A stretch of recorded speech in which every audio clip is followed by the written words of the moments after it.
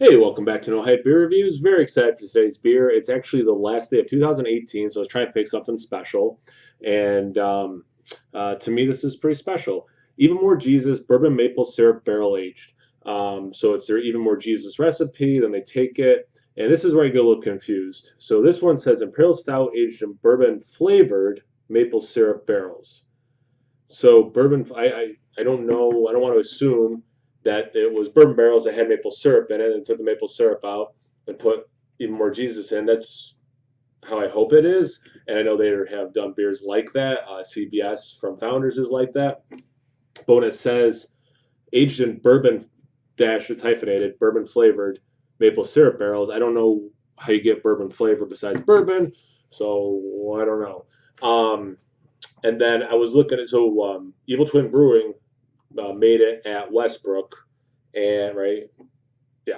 And then I was thinking I still have a bottle, I think maybe two of the was it Michigan Maple Jesus, I think it was called. It was 12 ounces, had the white label, and that one was also 12. They're both 12%. That one was brewed at Dark Horse for Evil Twin, and that one definitely just said maple syrup bourbon barrels. Anyway, let's get on with the review. Um, very excited. I love Even More Jesus. When they started canning it cheaper because the bottles of Even More Jesus were so expensive, but such an amazing beer. Um, Same with Imperial Biscotti Break. These are like two of my favorite beers, and they're really expensive. So when they started canning at the other place that they started doing the canned releases from, got cheaper, so delicious. So yeah, Even More Jesus. Anything to do with that, thumbs up. Let alone maple syrup and bourbon barrels, two of my favorite. Oops, adjuncts. All right, it's concealed. Or I'm sorry, let's look at it. Yeah, I mean it's pitch black. Um, Not even half a finger of dark mocha head. I mean, definitely looks like a big stout. Let's get into aroma.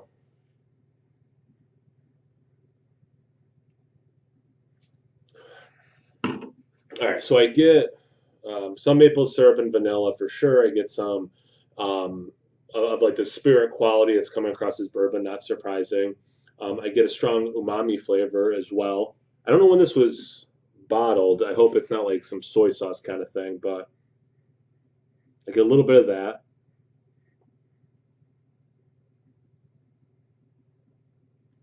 Definitely yeah, big chocolate roast as well. Kind of approaching coffee roastiness, but definitely more of a chocolate, dark chocolate quality, not quite coffee yet. To me, like if there was a scale, dark chocolate and then coffee would be higher on that scale. I don't know if other people agree with that, or they would put coffee roastiness less in a stout than a dark chocolate note. And they're also two different notes, admittedly. But anyway,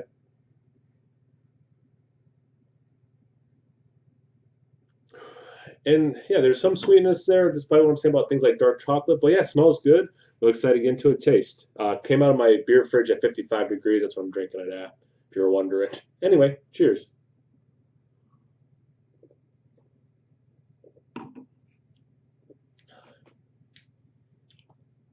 No soy sauce, don't worry. Um, it's good. A lot of chocolate, a lot of vanilla in there.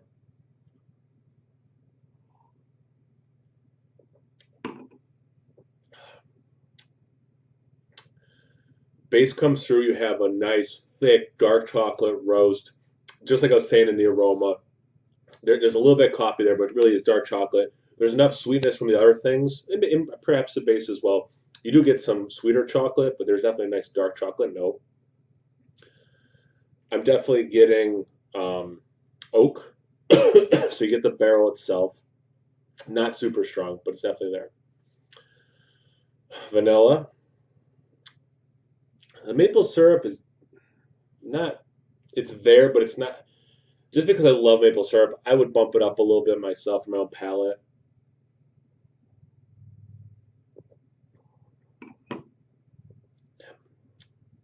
It's there, it works well, it's not dominating. I guess I would just for my palate like it more dominating, but it is well balanced with the other flavors there for sure. Um, so that sip, I got more of a coffee roast. Still dark chocolate. It's good. Yeah, it's a good beer for sure. Mouthfeel is good. It totally coats. It's thick. It's interesting how it approaches like that brownie batter, fudgy kind of quality that I like.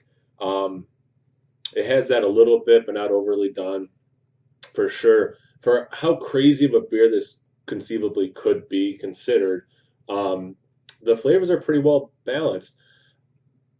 I wish I knew this came out. I think it was earlier in 2018. So, like I said, today's the last day of 2018. So it might be approaching a year old.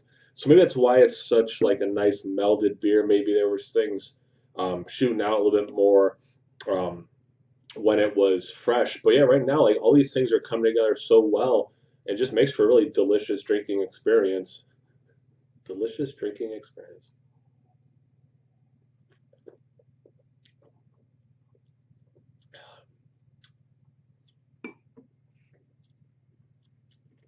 Yeah, I mean it's as advertised. Like I said, I personally, for me, would pump up the maple a bit, but huge winner. Glad to drink it for the rest of the evening. What do you guys think? Have you had this before? Let me know in the comments, and let me know in the comments about that coffee dark chocolate thing. Like when you're drinking a stout and you're trying to think of like the roast level, are they different scales or are they on the same scale where you would advance from one to another? But I admit that they are different flavors as well, obviously. Check my Instagram on Tapped. No hype beer reviews at both those places. As always, please like, comment, subscribe, and most importantly, imbibe. Cheers, everyone.